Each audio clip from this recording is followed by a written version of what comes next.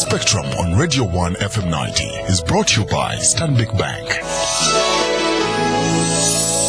A very warm welcome to Spectrum on Radio Miss Edmond, Kizito. Good evening. Tonight we focus on the emerging economic challenges in Uganda. How is the common person being affected? What interventions should we be looking at?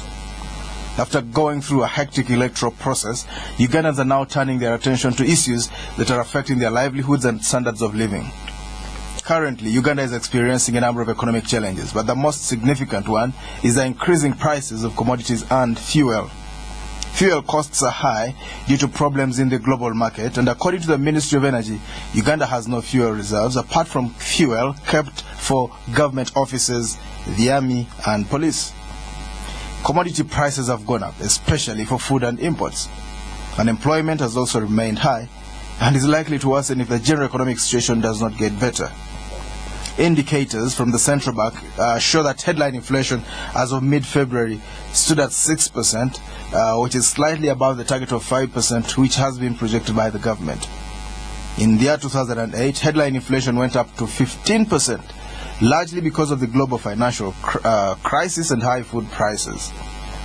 At the moment, the dollar stands at around 2,420 against the shilling, which has been depreciating fast. Despite recent interventions by the central bank, the situation remains volatile, and traders in Kampala are worried about how they will manage, especially those involved in the import business.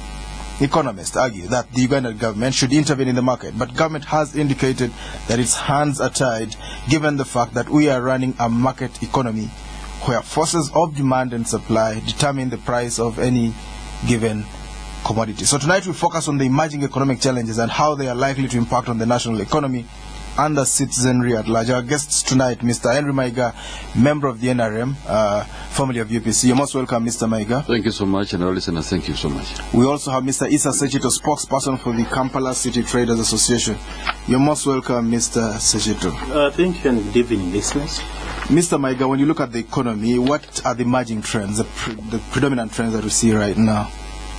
Well, it's good that you pointed out right from the onset that what we currently see in our country is a worldwide problem, or worldwide actually problems.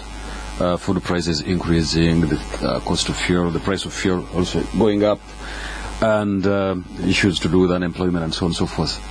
And that means that apart from the government in this country, in Uganda, actually taking the most important steps of ensuring that some of these problems are actually addressed, there are supposed to be, in my view, international effort, and as far as these problems are concerned.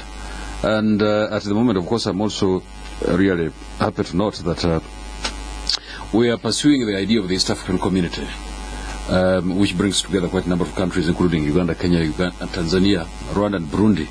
And so these countries can plan together in as far as these problems are concerned, because it's not only affecting Uganda, but rather it's an international, or rather they are actually international problems, where various countries have come together to address these problems. Of course, it's a very big concern for everybody, including the government, I'm sure, that food prices are going up, because this affects everybody in the country. Everybody eats food, and so it's such a matter of national security.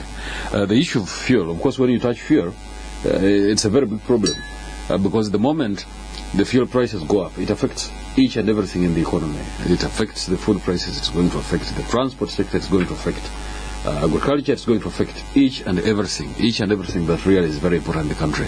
And so I would imagine that it's extremely important for us as a country to ensure that these problems are addressed and adequately addressed. Mr. Sekitto, what's your outlook on this? Well, as a practical business person and a spokesperson of the trading community in Kampala, I have the opportunity to say what it practically means and what it is as we speak today. A lot of factors are causing problems, but I'm proud to inform Ugandans that in real economic terms, and when we are considering the economic growth and challenges that go with it, in inflation that is below double digit, cannot be of a big threat. What it means is that the kind of inflation we see today is what we can categorize as a mild inflation. In fact, it is at times a positive move when you talk about raising the purchasing power. If I was getting 80,000 shillings and I'm now getting 100 out of the sale of a product, then my effective demand, the power that I have to purchase a commodity from a different seller, is somehow increased. And we also need to know that while it is a challenge, but when you look at it very analytically, you need to know that it is one thing to have inflation on one side, but also to have low economic activities on the other. I am imagining if I'm selling a TV like I am doing to a farmer, and the farmer in return has no pumpkin to sell to me. It should have been better and more economically viable. If one that buys a TV from my shop and I increase the price of my TV, I expect that when I go to buy bread, when I go to buy pumpkin, if I go to buy mango, I am also having to match the increment. The other challenge that is happening is from the people, the salary earners. Many people are coming to our shops and they are saying, you people, you are cheating us. You know, my salary has been this for 3 years. I've been earning 500,000 shillings. So anything that you add on to this is making me out of life. Unfortunately, for this we have no immediate plan. The only encouragement would be for the employers to think aloud and say that in their management strategies, they include the modern management strategies of providing for inflation. If one was earning 1 million as a salary, 500,000 as a salary, yes, can we put a provision for inflation of at least 10%, such that if I were to earn 1 million, at least I will get 1.1, such that if the inflation does not go beyond what what the company expected, then the money returned by the company. But if it happened the way it is today, because some of the causes of this are assumed to be short-term problems. For example, when you talk about the price of fuel, which has a complementary demand.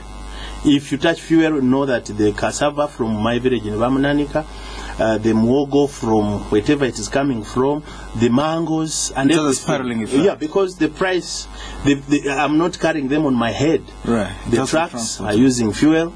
The goods that we get from Mombasa and Dar es Salaam on all the ports, we are adding a cost onto the transport, on the transport element. So that means there is an increment that is already there.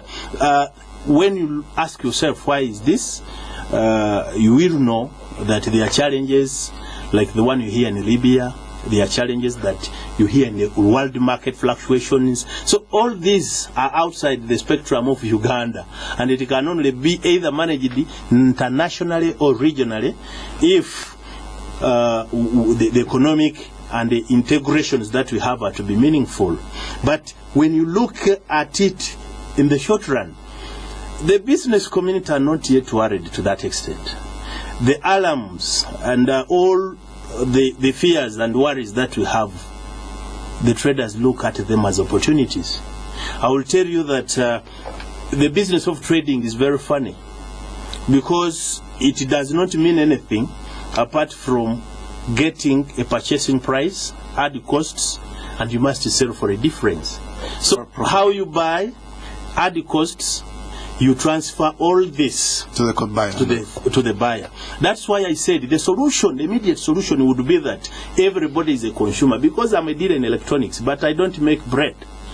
I'm a dealer in electronics. I buy matoke. So if someone had matoke, he or she would not mind very much if went to my shop, bought a TV expensively, I would cry when I went to buy the matoke, it's only that one side is limping and the other is flourishing. This is what we need to address, the imbalance in the economic activities that are carried out in the country. All right, Mr. Mayega, let's try to look at the root cause, the genesis of this problem. Mainly, there are broadly three factors, three core factors. The international factors, the crisis in the Eurozone, the euro fell against the dollar, so the dollar gained, making it more expensive worldwide, including for Uganda, which means that imports became more expensive. So the electronics that it brings in, you need more. You need to pay more for the dollars, and the exporters were better because they get more shillings for the dollar. Secondly, you have oil, which has its roots in the Middle East, North Africa crisis. The crisis in the Middle East, oil is not coming to the world market, so prices have gone up from a long-term average of between $70 and $90 a barrel to $111, $115, call it close to $120 a barrel. And then drought. There's been a drought. It's thankfully, thank God, it's coming to an end. So, food. There's been a food scarcity across the board. To what extent can we mitigate this in the next 3 months? If the first two factors persevere, can we expect to see a relief? I think I want to start with the last one which you mentioned, that we have had a very long drought which has affected actually agricultural production in this country. And of course, that worried quite a number of people. A lot of people actually, everybody got concerned in this country that the drought was prolonging and so on and so forth.